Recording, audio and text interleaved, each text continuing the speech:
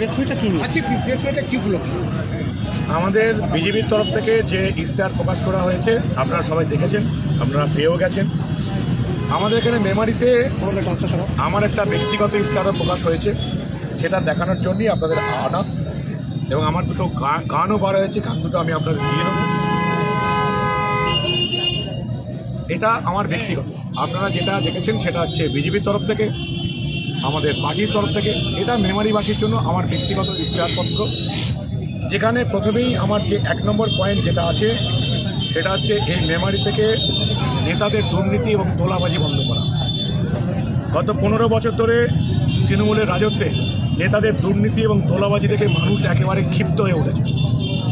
কেউ বাড়ি করলে তৃণমূলের নেতারা পৌঁছে দেয় লাখ টাকার কাটমানি দিতে হবে। বাড়ির মধ্যে কেউ ঘর পায়খানা বাথরুম করলে, ড্রেন করলেও তৃণমূলের নেতারা পৌঁছে যায় কাটমানি দিতে হবে। কেউ স্টেশন বাজারে বাজার দিলে কাটমানির জন্য তৃণমূলের নেতারা পৌঁছে যায়। কেউ অন্য জায়গায় দোকান দিলে তৃণমূলের নেতারা পৌঁছে যায় কাটমানির জন্য। প্রত্যেকটা টোটো চালকের কাছ থেকে নেতাদের হপ্তা দিতে হয়। এই কাটমানি এবং তোলাবাজি রাজত্ব বন্ধ করব, এটাই হচ্ছে মেমারি বিজেপি প্রার্থী হিসাবে আমার প্রথম প্রতিশ্রুতি। তারপরে যেটা 2 নম্বর, নারী সুরক্ষার ব্যবস্থা করা হবে। আসা ফেরা বা যাওয়ার কথা স্বপ্নেও ভাবতে পারে না গ্রামাঞ্চলে, সেই ব্যবস্থার পরিবর্তন করতে হবে। দুটো প্রতিশ্রুতি তৃণমূল গত 15 বছর ধরে দিয়ে আসছে, কিন্তু আজ অবধি করতে পারেনি। মেমারি হাসপাতালের উন্নয়ন 2011তেও তাদের প্রতিশ্রুতি ছিল, 2026এও একই প্রতিশ্রুতি। আমি শুধু প্রতিশ্রুতি দেব না, সেটা করে দেখাবো। কিভাবে করে দেখানো হবে? এই প্রতিশ্রুতি দেওয়ার সঙ্গে সঙ্গে এলাকার মানুষকে এই হাসপাতালের উন্নয়নের কাজে লাগাতে হবে, তবেই হাসপাতালের উন্নয়ন সম্ভব। মেমারি হাসপাতালের উন্নয়ন করার জন্য আমি যদি জিতি, আমি যদি বিধায়ক হই, তাহলে সেই হাসপাতালের উন্নয়নের জন্য কমিটি গঠন করা হবে, যেখানে সাধারণ মানুষকে রাখা হবে। এখন অবধি কমিটি আছে, সাধারণ মানুষও হয়তো আছে, তাদের কোনো ভূমিকা নেই।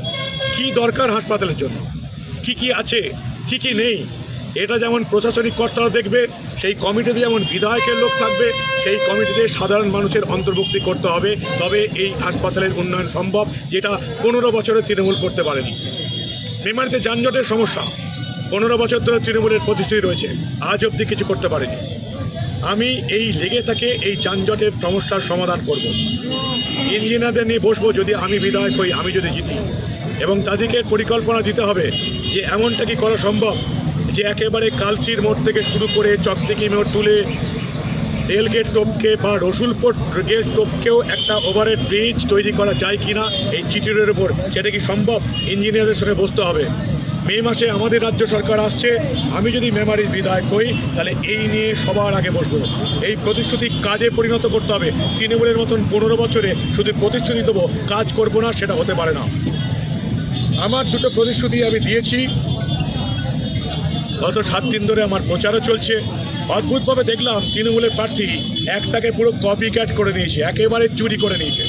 জোর গলায় বলছি, তৃণমূল যেমন চোর ছাচেরা, তেমনি তাদের প্রার্থীও একেবারে একটা চুরি করে নিয়েছে। কোন পয়েন্টটা? আমার যে 7 নম্বর এবং 8 নম্বর পয়েন্ট, যেটা গত 7 দিন ধরে আমি সবাইকে দিয়ে আসছি, যে ছাত্রছাত্রী এবং অভিভাবকদের জন্য কাউন্সিলিংয়ের ব্যবস্থা করা হবে, কেরিয়ার কাউন্সিলিং। মেধাবী ছাত্রছাত্রীদের জন্য ইউপিএসসি, আইএএস, আইপিএস, রেল এবং অন্যান্য সর্বভারতীয় পরীক্ষার কম খরচে ট্রেনিংয়ের ব্যবস্থা করা হবে, যেটা গত 7 দিন ধরে আমি বলে আসছি। হঠাৎ করে দেখলাম তৃণমূলের প্রার্থী একেবারে টুকে দিয়েছেন। যাই হোক, চুরি করাটা তৃণমূলের স্বভাব, আমি কিছু মনে করিনি। এবং শুধুমাত্র মেধাবী ছাত্রছাত্রীদের জন্য নয়, যারা মেধাবী নয়, কোনো রকমে পাশ করেন, কোনো রকমে মাধ্যমিক পাস করেছেন, তাদের কেরিয়ার দেখার জন্য কাউন্সিলিংয়ের ব্যবস্থা হবে। এটা এই মেমারিতে করতে হবে।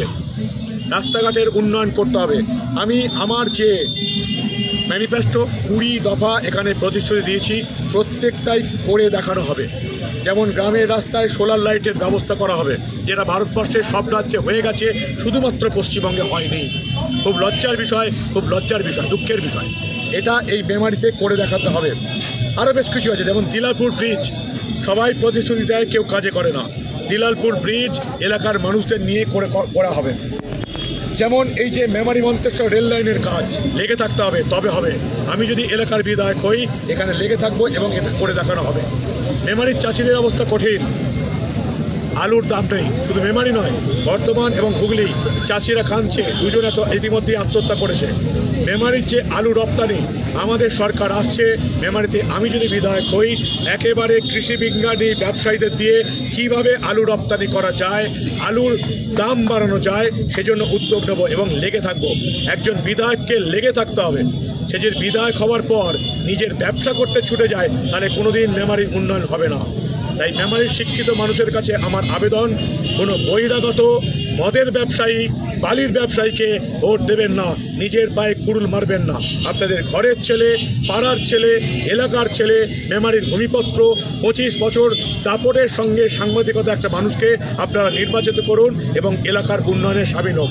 আপনাদের সবাইকে আমার যে ইশতেহার, আমার ব্যক্তিগত ইশতেহার আমি আপনাদের সবাইকে দিয়ে দেবো। আর কিছুক্ষণের মধ্যেই আমার একটা গাড়ি উল্টো দিকে লেগেছে, আমার যে গান তার ভিডিও রূপ দেওয়া হয়েছে, গান দুটোর অডিও আমি আপনাদের দিয়ে দেবো, ভিডিও রূপও দেওয়া হবে ওখানে।